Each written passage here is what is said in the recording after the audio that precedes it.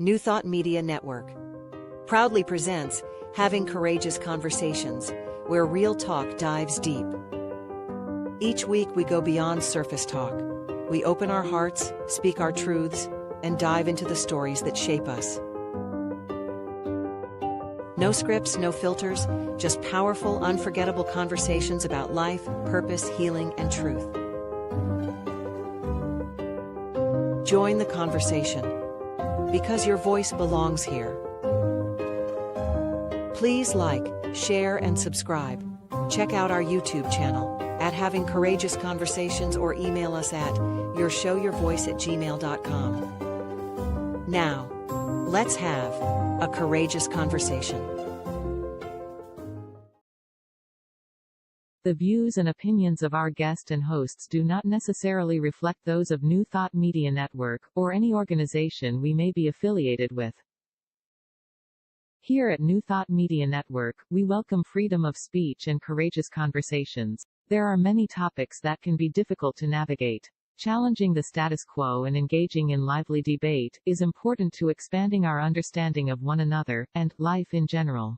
Creating a peaceful world doesn't happen because no one disagrees, it happens from a willingness to understanding one another. In our programming, we strive to expand consciousness and assist people in creating remarkable lives. Your comments are welcome at info@ntmedia.org. Welcome to today's episode of Courageous Conversations, a spirit-led online series where we explore the transformative power of honest dialogue. Rooted in authenticity, compassion, and spiritual awareness, this show invites voices from all walks of life to engage in meaningful conversations. Sometimes conversations we often avoid but deeply need to be having. I'm Cheryl Rogers, and I'm delighted to be here with my beautiful co-host, Mark Dupree, and together we will be guiding this conversation with our wonderful guest today, who's so interesting, Sharon Roberts, and Mark is going to introduce you to her. Thanks, Cheryl. So happy to have Sharon with us and to have had a conversation just before the show so I could learn a little bit more about her. And Sharon is going to come into the studio now. Thank you, Deja. Hi. So Sharon was in journalism, in the health food industry, I believe inspired by her son, and she also became a nutritional practitioner. Sharon's interest in learning disabilities is what's written here, began in 1990 when faced with finding the solution to help her son. He was somewhat hyperactive, could read, but with little comprehension. He found writing and spelling difficult and copying off the board a nightmare. Word problems with math impossible, as well as following instructions. Various things were tried. Some were more successful than others, until they discovered the Davis method, which turned things around for him and haven't looked back since. Because of its success, she pursued training and has been in practice for 20 years. Welcome, Sharon. Thank you. Wow. Yeah, you've done a lot. When it comes to this topic, yep. Yeah. So 1990. So that's, I don't know how I'm going to show myself. What's that? 36 years. Well, he was born in 1980. Yeah, about 35. Yeah. 37. Yeah. Yeah. So Well, lots of experience. I say 1990 because that's when he started showing the speech delays. Yeah. So tell us about that. Tell us what happened and at what age he started showing these symptoms. Well, when he went to preschool, the preschool teacher noted that he was a little bit more active than the other 2 and 3-year-olds. And his response to language was limited. So it looked like he understood things, but he didn't know how to respond. And he had a lot of ear infections as well. Mm-hmm. I think he had tubes put in his ears twice. So that was probably responsible for the speech delay, because he wasn't hearing properly to begin with. And before he went to kindergarten, the speech therapist cautiously warned me that there may be some learning disabilities developing because of the speech delay. Mm-hmm. So when I went into kindergarten, I kind of went in knowing that there was a problem with his learning. Mm-hmm. Okay. And then you went in full bore. You dove in. What made you dive in to be the educator?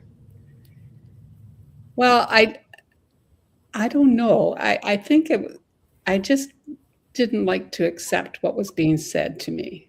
And I thought, well, he'll grow out of it for a while. I thought maybe that would happen. And he had a marvelous grade 1 teacher who said something to me that was quite profound, because teachers are very limited with what they can say to parents. And she said, he can read, but don't take everything that everybody tells you as being a problem. Something to that effect. I went, that's interesting. Mm-hmm. Wonderful. So I have to say, I think she kind of spearheaded this thing, because I always kept this in mind when teachers would complain about him in later years about being hyperactive or not paying attention or whatever. Mm-hmm. Mm-hmm. Yeah. And then you were hearing all kinds of things, right, that he couldn't do and that he wouldn't be able to do, and that he, I can't remember your wording, but that his IQ may have been a bit lower, and things like that. So tell us when and what drove you to homeschool him. Well, what happened was in grade 3. So this was the last year that the Ontario government provided psychoed assessments for students. So I was lucky to get on that train. I thought I was lucky to get on that train. So I wanted a psychoed assessment to see where his strengths and weaknesses were, so that something could be done to address it personally for him. So he got the psychoed assessment, and they came up with a very alarming result, saying that he was intellectually educable, which means he has low intelligence. We can educate him, but he shows low intelligence. And that made me very angry, and because I saw talents in him. Mm-hmm. And the main big talent was that he could act. He was involved with children's acting group, and he did really well with that. So I thought, well, that's intelligence. There's intelligence involved. Now, those were the days when they believed the brain was set up to be what it was and it couldn't change. And so their attitude was, I had a bad attitude towards everything, but I thought, this just doesn't make sense. So I ended up homeschooling him for a couple of years. I didn't want to do it necessarily, but I thought, at least I will have the attitude that he is intelligent, and I will expect him to perform, and he won't get lost too much. Mm-hmm. So that's what spurred me on with that. Wonderful. When you said bad attitude, what do you mean by that? The bad. You said you had a bad attitude. I'm thinking that's what maybe steered you, was that attitude to kick butt and say, I'm going to do this. Yes. Well, I just questioned everything that they said. It didn't make sense to me. Mm-hmm. And there's a theory that I'm trying to think of it. It's My Fair Lady. What was that? Pygmalion effect. Sorry. Okay. No, as you treat people, that's what you're going to get, right? Yes. And I was concerned that everybody's going to think, oh, this poor little boy he's not very bright, so Yeah. we'll leave him alone, Yeah. which is what usually happens. Mhm. So I was concerned about that they would treat him as something that couldn't be touched, Mhm. right? So that's where the attitude came in from me. I said, well, that's not going to work. He's not going to get it with that kind of attitude. Mm-hmm. Yeah, and I think it was Winston Churchill, and if somebody knows this, correct me if I'm wrong. He was his mother was told the same thing, that he was like a dunce and he wouldn't grow up to be anything, and all this kind of thing. And she never let him know what they had said, and she treated him as if he was so special and so intelligent and just, could do anything. And he believed her, and then he became prime minister. Yeah. Right? So I think moms know. Moms know.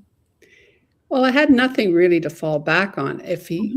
Actually, there was an incident a couple of years before then when we knew he was having a problem. And my father and I were sitting on a couch watching a movie, and Derek was watching it as well. And I have to think of the name of the movie, the one where the guy's mean and he turns into a lovely prince at the end. French cartoon. Oh, well. Beauty and Beast. Sorry. Okay. I'll be doing this throughout the hour. Yeah. We got to understand, because we do the same thing. So we were watching Beauty and the Beast, and at the end, the Beast turns into this lovely prince because he, showed some kindness or whatever, and there's this big scene with him twirling around in the air and becoming this other person. So the movie was finished and my dad and I were talking, and then off into the corner, Derek was enacting that very scene. And I said, what is he doing? My dad said, he's doing the movie. So that's what went click. Okay, so he does understand. Yeah. So you get little clues along the way, and you just follow the clues and you kind of stick to it. Yeah. And like you said, at home, you could treat him, just like you would treat anybody else. And he wouldn't, I would imagine that school could have been hard for him, not just classes and learning, but bullying and things like that. Children can be quite cruel. Yeah. Now, he didn't really experience a lot of that. He had friends because he was a very happy child. Oh, that's good. But it could have shown up later on because he just wasn't performing like the rest of them. And then there's emotional parts to not being able to do what other people are doing. So it was sort of protected from that. But when we were homeschooling him, like I had it set up from 9 till 12, we did certain things all the time. And what was the advantage of the homeschooling? I'm not a real advocate of homeschooling in some ways, but it did show me what was going on with him, but I just didn't know how to address it. So I just, he would read something. I knew he knew the information, and I would ask him a question about it, and he would answer inappropriately. And I thought, okay, why is he doing that? Because I know he knows the answer. And I knew that he had troubles with certain words to understand what was being asked, like what and why.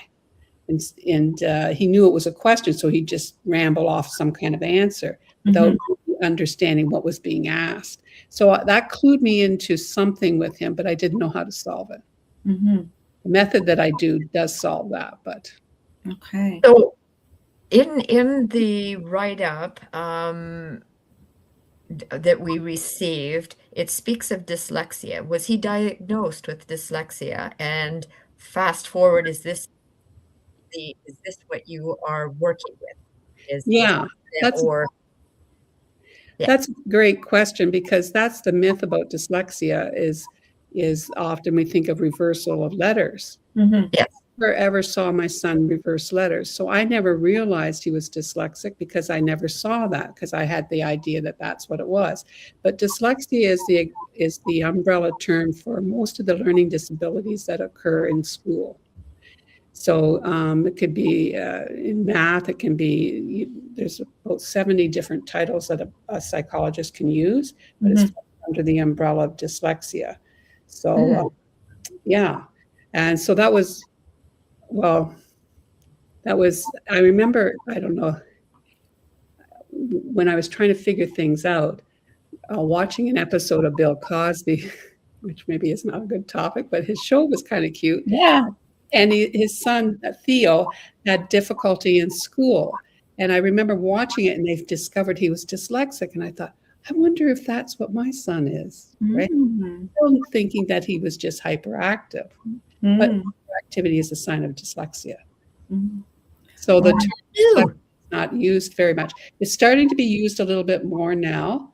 But what happened was, we used to use it a lot in the 50s and the 60s, but because it embraced so many symptoms, psychologists wanted to narrow down the symptoms, and so they created these psychoed assessments with certain labels, but it's all under the term of dyslexia. Oh, I didn't know that. I believed exactly what you said, reading, not being able to write or read in the right order, I think. Yeah. And some still do. Some of my clients do reverse letters and reverse words and stuff like that, but it's not always the case. I actually learned through this process, and even though I did okay in school, I was pushed ahead in school on that I myself think the same way, because I had really good coping skills. I managed okay, and I never reversed a letter. Yeah. So how long did you homeschool him for? Just for 2 years. Okay. And then he went into a private school setting for children with learning disabilities. And I thought, well, maybe that would, because I wanted him to have some regular interaction. And he didn't like that school. And I didn't like it either. It just didn't seem to be a good fit. So after that, so that was grade 6. So I thought, okay, what are we going to do with them now? So I found another school. It's not in existence anymore, but it was another private school, a Lutheran private school in town. And they accepted him, and he went there. And that was, I did all the interviews. I knew who his teacher was. I knew who the principal was. And wouldn't you know, come September, it all changed. And he had a different teacher and a different principal. And the new principal was great. The new teacher was not so good. And so she was of the belief that the more homework you pile on them, the better. And so what happened in grade 7 is at the end of September, I remember saying this to their dad.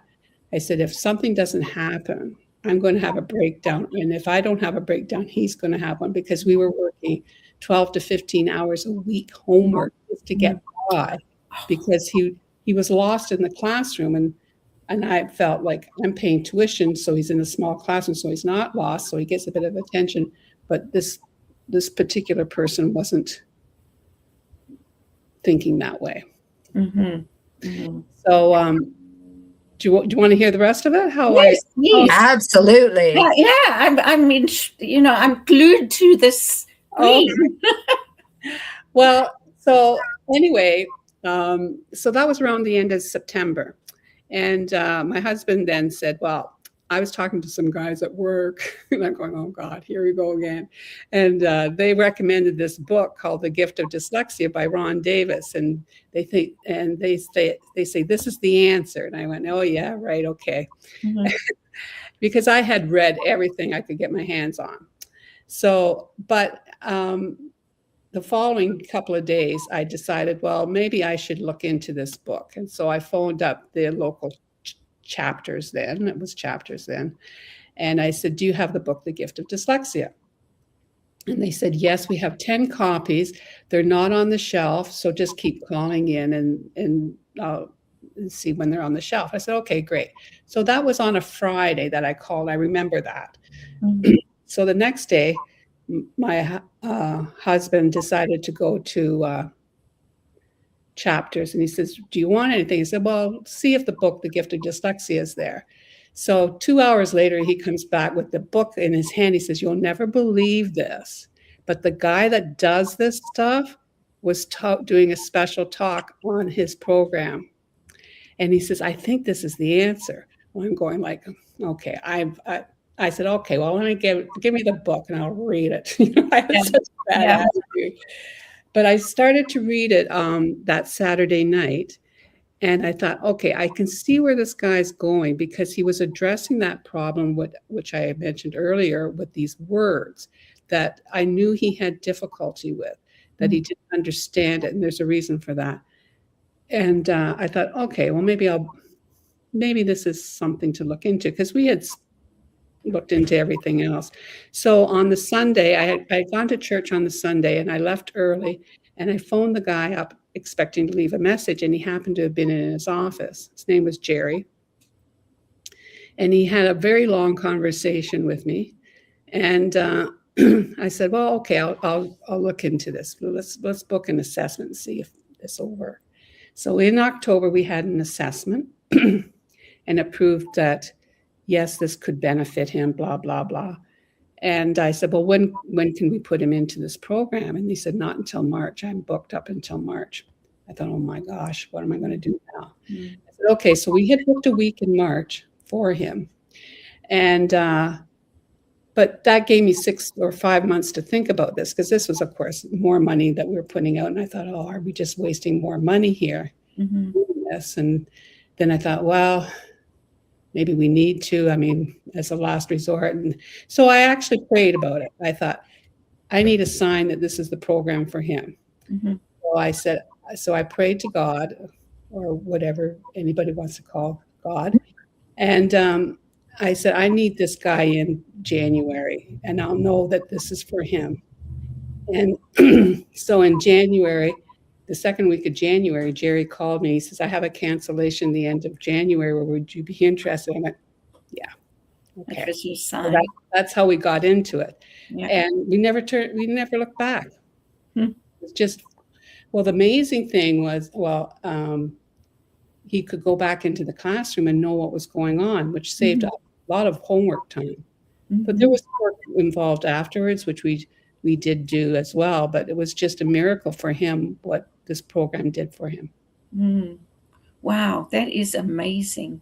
Yeah, but it was all kind of timing and orchestrated by another being. I don't look at it that way. So tell us what you learned about this process that turned things around for him. Well, the person who developed the program, which is Ron Davis, he wasn't an educator. He was actually an engineer by profession and a sculptor, and he did all kinds of real estate person. He was very much an entrepreneur. But he also had a problem with reading. He read at a grade 2 level, and he was trying to figure out why that was the case. So the program that my son took was the way this man fixed his own reading problem. And he discovered 2 things. There's a perceptual talent that dyslexics have, which is to be able to alter their perceptions at will. And then they have really good imaginations, and they think in pictures. So he applied those principles that they can shift their perception and they think in pictures, and developed a program to correct the problem. So the main thing, the shifting the perceptions is really an important ingredient, because whenever a person who is dyslexic is confused, they shift their perceptions. So what's the big deal with that? Well, I don't know if I can show. Okay, so this is a mug. Yeah. So is this. So is this. So when you're shifting your perception, it's still a mug. Doesn't matter in real world. But when we're introduced to symbols and letters, I don't know if I can do this very well. So this is what letter? A D. D. A D? Mhm. I don't know what you see because I'm on the opposite Oh, end. well, it's probably turned around. It could be a D or a B. Okay. What do you see it as? And it could be a 6 too. Well, it's a letter. It's a letter. I see a D. I'm going to Okay. say D. So let's say you were confused. So when a person who with dyslexia is confused, they automatically shift their perception because they're trying to solve a problem. So I'm shifting my perception and it becomes something else. Okay. That's the problem. So they shift their perceptions when they're confused. Now that works good in creative endeavors, sports endeavors. You need to be able to shift your perception. Mm-hmm. When it comes to dealing with symbols, it becomes a problem. So he developed a technique to be able to control that perception when needed. So we're not changing the person, we're just giving them a switch to turn it off when needed. So that's the first part of it. Mm-hmm. And we have to figure out what causes confusion. So we use, well, I call it clay, but it's plasticine. And we create the alphabet, upper and lower case. We look at all the kinds of symbols that you are involved with reading, and we make those. And then we hit those words that I mentioned earlier, which trigger words, or they're usually the sight words. So you have to kind of follow the logic here. If you're a picture thinker, every word that you hear or read with, you need a picture in order to think with it. So if you come across a word that you have no picture for, you're confused, you alter your perceptions. And 1 out of 4 words in English are these words that we've never been given a picture for. We were just taught with flashcards. THE spells think of it. But there's actually, so we have to create a picture for what a the is. And there's a process to that. Wow. And so that's how we solve it. So there's 219 of those words that we've identified. And so in a typical week that a child would take, they wouldn't get 219 words done. They have to do that afterwards, but they get a few words done. Wow. So they are learning to see that word as a picture, not the letters. Yes and no. So can I give you an example? Sure. That's what I'm talking. Can I suggest that we just go, because I was going to ask for an example. Oh, okay. We're halfway through. Okay. And let's come back to the example, like maybe using the as an example. So we'll be right back. Stay with us. Okay. We'll be back in about less than 5 minutes. Okay. A couple of minutes. Having Courageous Conversations is proudly sponsored by Unity Kitchener. We are a welcoming spiritual community where open dialogue, personal growth, and authentic connection are encouraged. Join us Sundays at 10:30 a.m. Eastern for inspiration, reflection, and meaningful conversation. Learn more at unitykitchener.org. Unity Kitchener, a positive path for spiritual living. Come expand your spiritual journey. Join us for Just the Talk. Sundays, 1 p.m. to 6 p.m. Mountain Time. Experience Unity Kitchener and Ottawa. Center for Spiritual Living Midtown. Center for Spiritual Living Denver. Unity of Garden Park. New Thought, Philadelphia. The Sunshine Cathedral. Unity of Savannah. And the Ohm Center for Spiritual Living. Come unleash your spiritual potential with New Thought Media Network.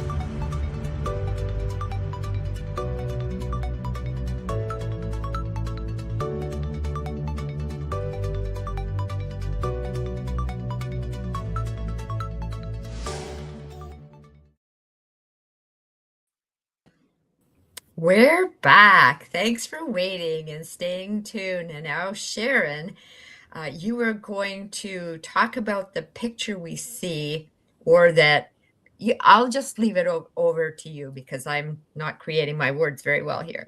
Okay. Well, when I do talks about this, I give out some words. So I'm going to say some words to you, and you tell me the picture that you get. So Okay. now, before I start, there are people who do think with words and sounds. And then there are people who think with pictures, and then there's people who think with both. Okay. So the dyslexic is mainly in pictures. Okay. So I'm going to give you some words, and you tell me what you imagine. Zebra. What do you see for zebra? Striped animal. Yeah. Yeah, an animal with stripes. With stripes. Do you see the front of the animal or the side of the animal? I'm looking at the side. How about you, Marg? This side, the whole front to back side. And if you saw the front, that would still be okay. Yeah. Still identifies a zebra.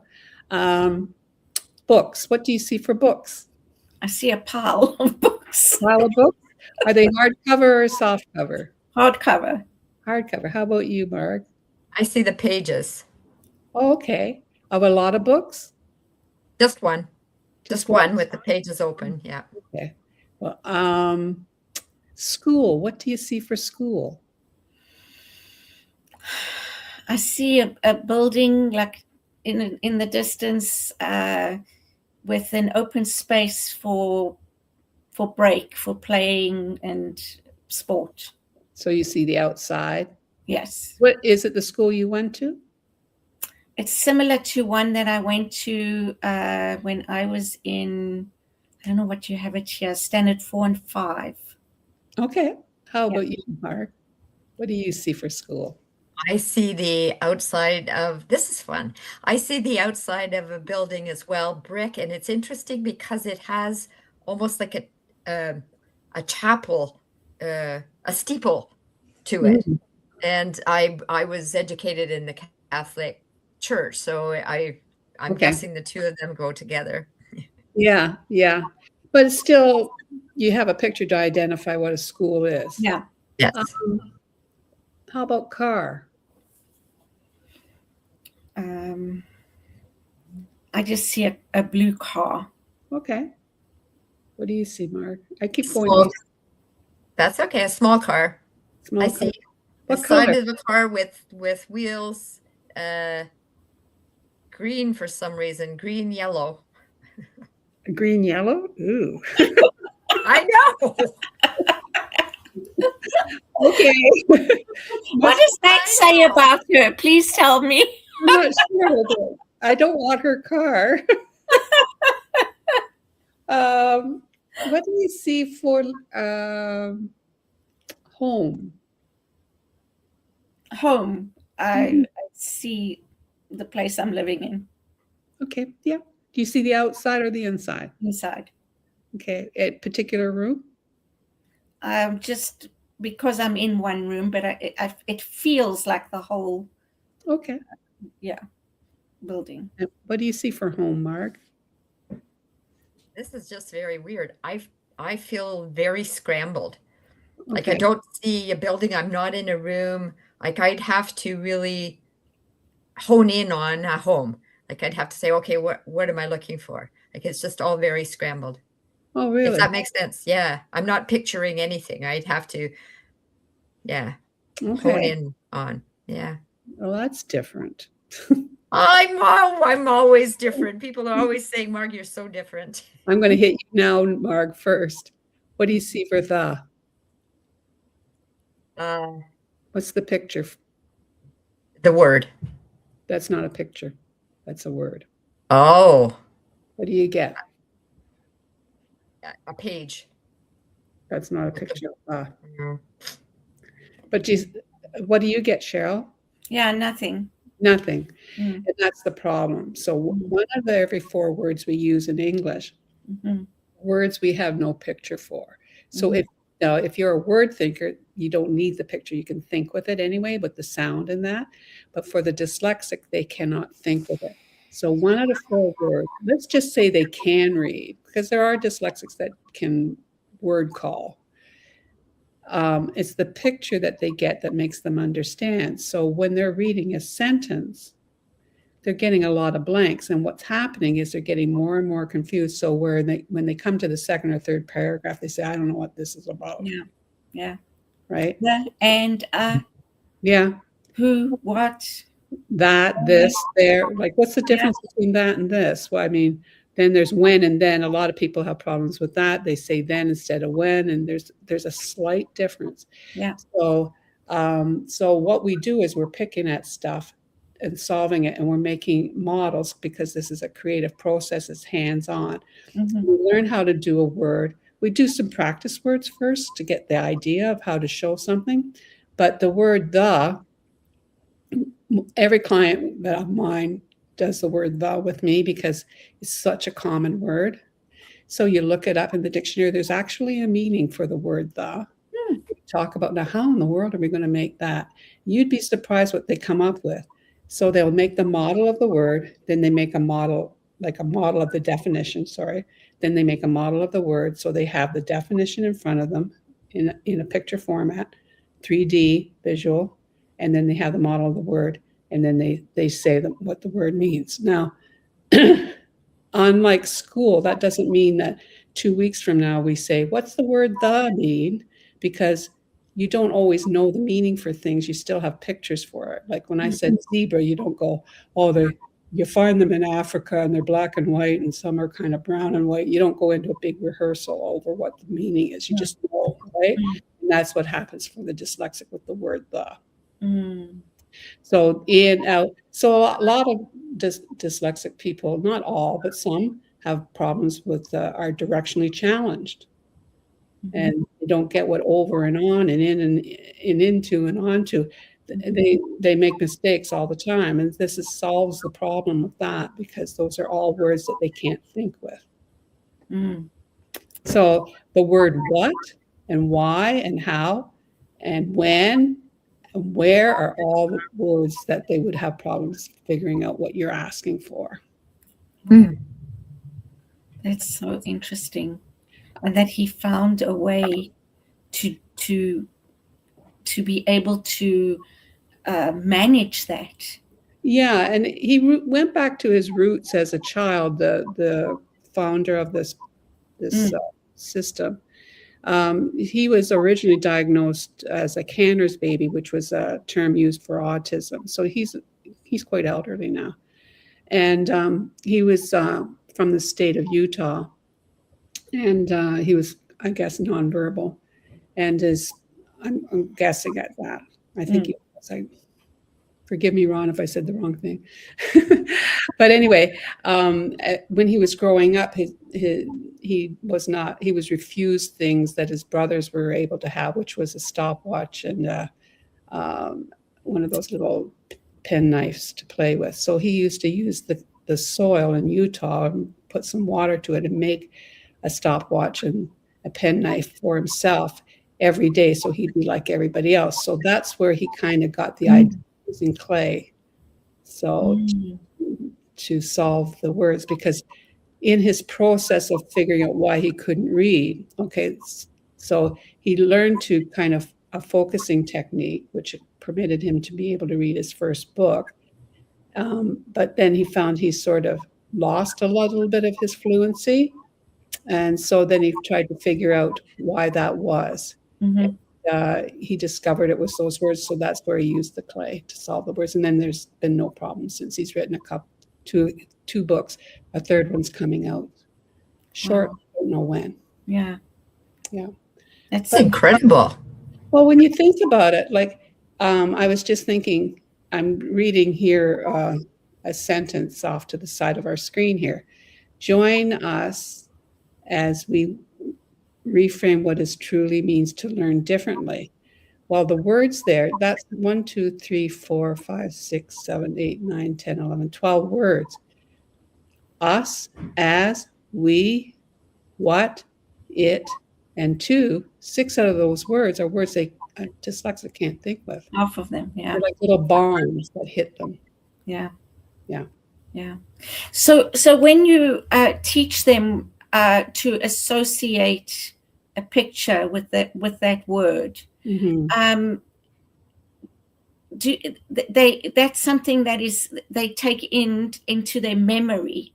So Yeah. when they're reading, it'll all be pictures, and that picture that they've been taught for those words will come up as that picture.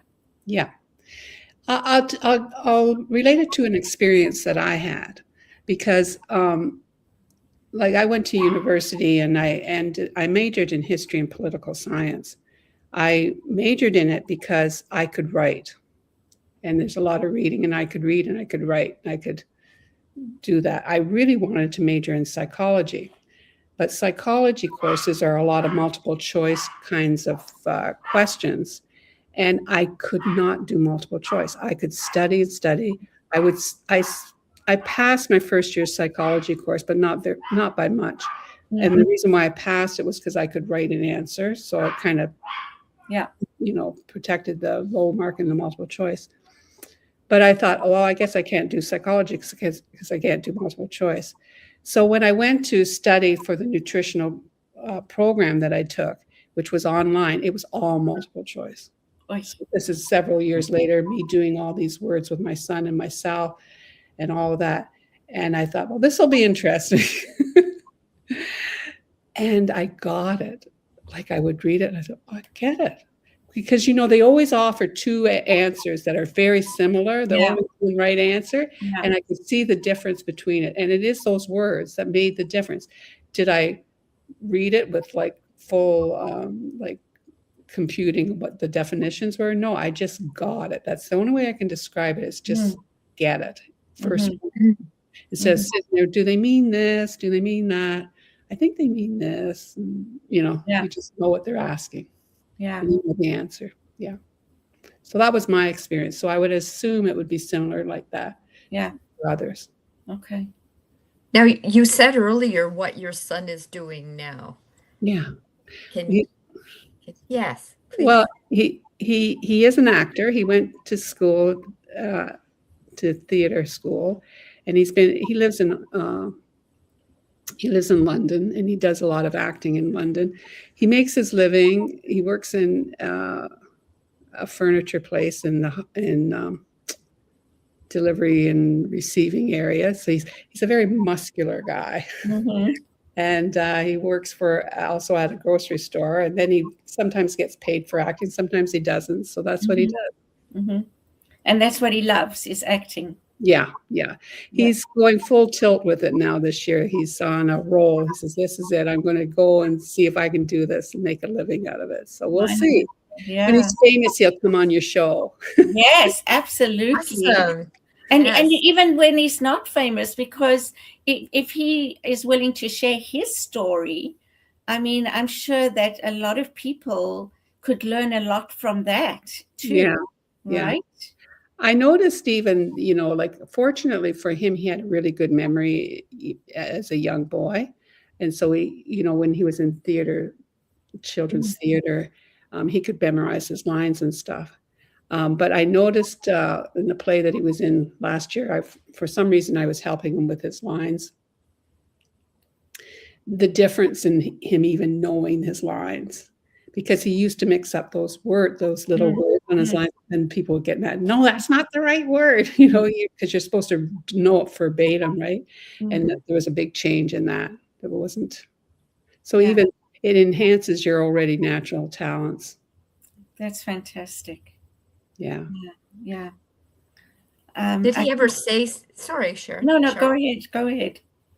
Did he ever say anything or do something that you went, wow, I never thought of it that way? Or did he provide you with education in some way?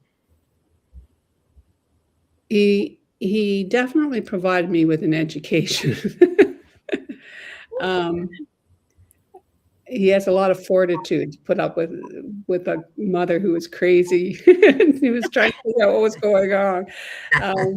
He's a very insightful person, and very philosophical. But I mean, that was a learning experience with us both, because I was, when he had to do the words, I did words along with him, because I recalled, said, gee, I used to have problems with that word. I used to have problems with that and this. I knew that. I thought, what's the difference, So we kind of learned together. Yeah. Yeah. And interesting that you only noticed that through working with him. Yeah. Yeah. Right. The certain similarities. Yeah. You're reminded about things when you're dealing with somebody, and then because there was it just made me remember things that I experienced as a girl, like getting complaints that I wasn't focusing. I thought I was focused. How do you focus? You tell a kid to focus. Well, how do you do that? Yeah. So the technique that we use to control their visual spatial thinking is a focusing tool. So now they're shown how to focus. So we actually have a method that's for the teaching community. Can I talk about that? Yes, please. 100%. This is really interesting, because right now the status quo is going to say, well, there's not enough research. Well, I'll tell you the research that we have done. And it seems to be working for both kinds of learners, both the visual spatial learner and the word thinker.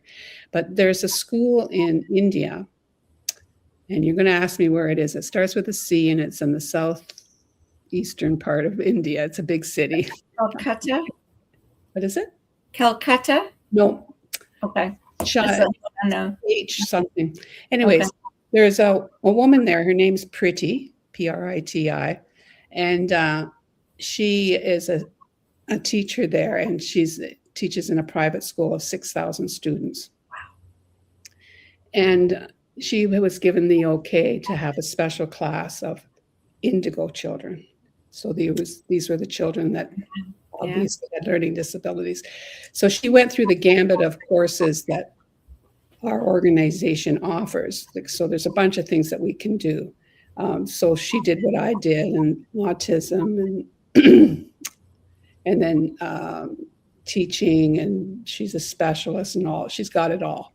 So with the support of her principal, although he's not called a principal there, they've instituted this program for indigo children. Now, this has been in existence for about 10 years. So what would happen, my understanding is, they would see children in the regular system. So they have like little groups inside of the school for different things. So the regular kids, if they saw there was a need for special ed, they would go to the indigo side. And so she would do the program, I guess, with them and start correcting their dyslexia. But in the meantime, she was training teachers how to teach in this style and to see if we could prevent the thing from happening. So there's a program from pre-kindergarten to grade 3 that teachers can provide that will address all these problems that a dyslexic might encounter. So by the time they're finished grade 3, they've done all those words that I was talking to you about. They know how to focus and all that. So meanwhile, over the years, these kids were being streamed over to her. But when they actually got a class that started in kindergarten and finished grade 3 with all this program, she wasn't getting any more students in her indigo class. So now she's opened up the class. My understanding is to the community to bring their kids in there. Wow. That's hope. That's amazing. It is amazing. Yeah. Absolutely. I mean, who needs more proof than that? Yeah, I know. Right? But it wasn't developed by a PhD. That's the problem, part of the problem. Unreal. Yeah.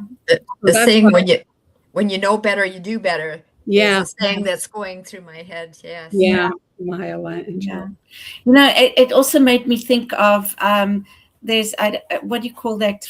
Is it a fable or I don't know. I'll just tell you what it is. It made me think of, there's a monkey, there's an elephant, there's a fish, and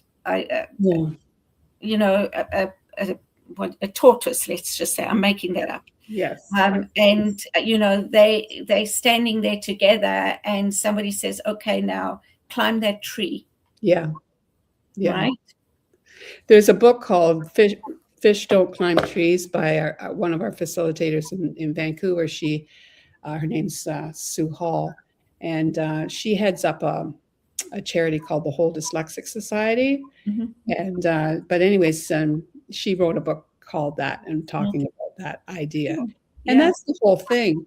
I mean, are we disabled because we don't fit what's being taught to us? Yeah.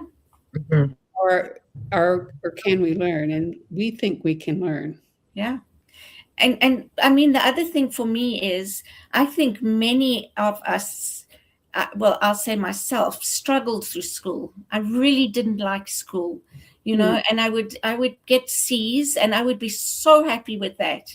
My mother would tell me, well, you can do better, right? Yeah. So, and then I think about my youngest son, who was so excited that he was going to school, that he was going to learn things, and he was just so looking forward to it. And after 2 days, he was so disillusioned and didn't want to go back.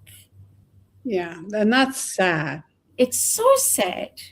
Because they're very curious people. Mm-hmm. And it's just like they've been given this diagnosis and it's wrong. It's like, let's say you're a healthy person, you're being told you have cancer.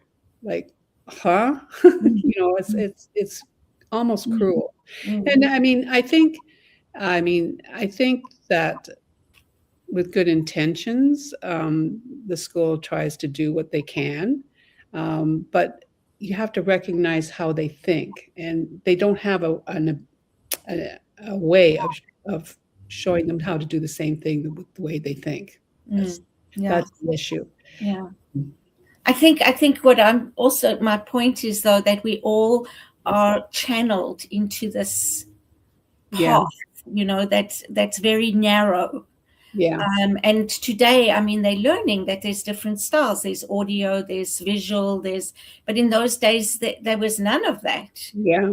You just had to go down that narrow path and do what you were told.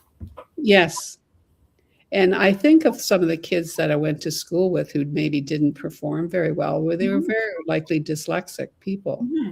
And so they carry that with them, that I can't do something because it's kind of obvious because I didn't get an A or a B. Mm-hmm. Maybe I failed. And what a sad way to start your life off. Yeah, with, absolutely. Yeah. I'm not good enough. Yeah, I'm not good enough. Exactly. Yeah. Yeah. When they probably are more than good enough. 100%. Yeah. And I think, unfortunately, some of those supports that have been in place for some years now have been taken away, so we not the same support as you're offering, Sharon, but other supports, right? And we've gone backwards in some ways, and it's so unfortunate. Yeah. It's very unfortunate. I mean, in the 25 odd years that I've been playing around with this, I mean, in the beginning, everybody thought I was crazy or this method was crazy. And, you just got to accept facts that this person can't learn. And at least that has changed, because now we know the brain can change and it's not set for life. So that's a good thing. And I think that at least with the computer helps, because everybody's on computers. It doesn't make the child feel too much differently than somebody else. Mm-hmm. But so that's a good thing. Mm-hmm. The only bad thing to that is that sometimes they don't recognize they're actually having a problem. And they rely on it too much. And then, as you know, you still have to have some degree of literacy to operate a computer. Mm-hmm. Hear that. Yeah. At least the attitude's a little bit different, and that's a good thing. Yeah. Wow. We are coming up to the end of the show, and this has gone so quickly for me, because I'm sure there's so much more we could talk about and learn. just from your experience and what you're sharing. It's wonderful to hear that there are these tools and these ways of managing things so that kids can feel like they belong, like they like everyone else, Yeah. that they're not so different, Yeah. Which I think is wonderful. So if there was one thing that you would like to leave with our viewers or listeners thinking about, or what would you say? Wow. That's a big question. It is, yeah. You threw me for a loop there. I'm sorry. I'm Canadian as well, so the quicker, I'm sorry just comes out. Well, don't always believe what people tell you. If your instincts say something differently, follow your instincts. You might be on the better path that way. Yeah, and that's a great answer, Sharon. Absolutely, because that's what led you down your path. You did, and you discovered other ways. So that's beautiful. Well, Marg, is there anything you would like to say before we wind down? Before we go, when you were talking about the fish in the tree story, it just reminded me a couple of weeks ago, I was telling somebody about the frog in the tree. The frog that can't climb the tree, and if you always say climb, and it just wasn't resonating. And then it was like, no, it's a fish. It's a fish.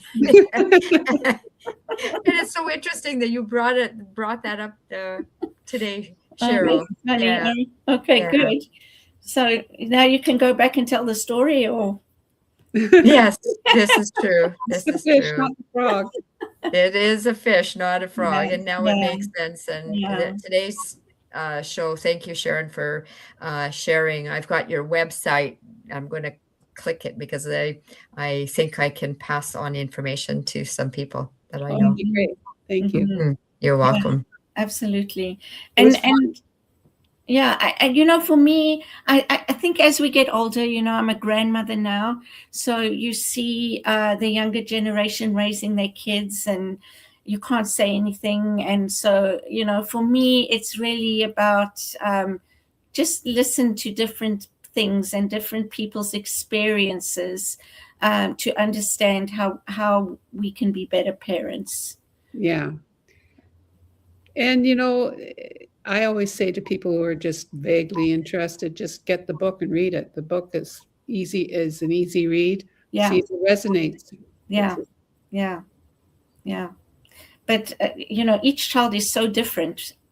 And we don't pick these things up until somebody else who knows something is able to see it and say something. Yeah. And I think being gentle on ourselves too, right? If you become aware of something that is a challenge, be gentle on yourself and see if you can go to Sharon's website and read the book and And the other thing for me is to think about that we don't have to all be the same. That's not that I don't believe is the aim of life on earth. Thank goodness. So value your differences, value your uniqueness, don't try and be like everybody else. Yeah, I agree with you. And I know we just have a minute to spare, but that reminds me that when I was working in the health industry, that's when I first realized that there were a lot of people who were supposedly disabled. And I thought, is this possible that all these people have a disability? If all, like they say, 1 out of 4 people are dyslexic. Some people say 1 out of 3. I don't know where they get that stuff. But anyway, I mean, can you imagine if 1 out of 3 children had a broken arm? Wouldn't we be alarmed? Absolutely. So absolutely. Well, thank you once again, Sharon. This has been so interesting. You're an absolute delight. To people out there, please like, share, and subscribe, and share this this show from today with anyone who you think may be able to benefit from it.